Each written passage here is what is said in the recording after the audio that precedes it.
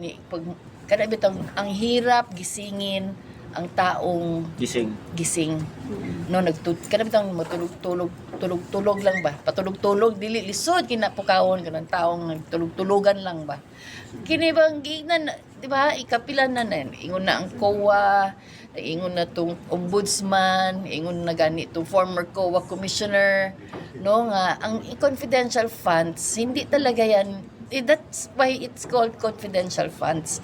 So, ano diha is even Congressman Marcoleta, no, na why single out the office of the Vice President?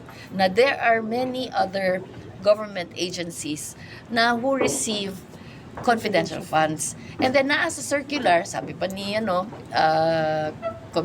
former commissioner sa COA na si Guanzon, nga nasa circular, dili i-require ang resibo. For as long as it's sealed ang ilahang envelope and dili na kinahanglan og kanang resibo because it's confidential nga eh.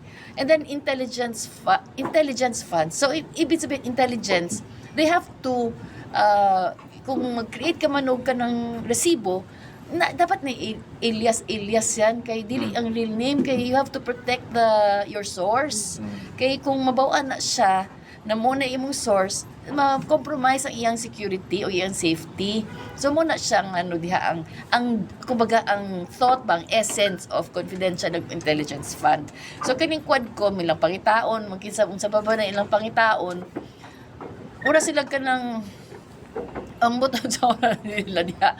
Basta lang yun siguro nga na sila mabuhat para lang na sila po'y madawat. Ma'am Lanta ni mo, murag barometro ni nila.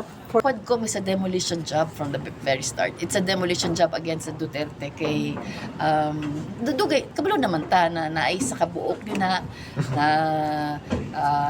pinakadako sa ilaha nga naagi ambisyon na mahimong presidente sa 2028. Na kung dili sad sa kung they failed manggod to amend the constitution, kini isa ang murag gusto gyud nga mo himo ang presidente. So how do they do that? So they have to get rid of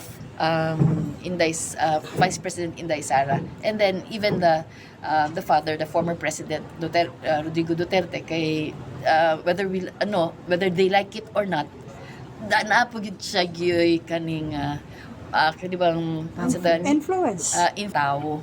So nasturya naman ni VP Inday na iyahang thoughts on the na si former president wala siya rin. Na siya yung press con na po siya giingon ana na I think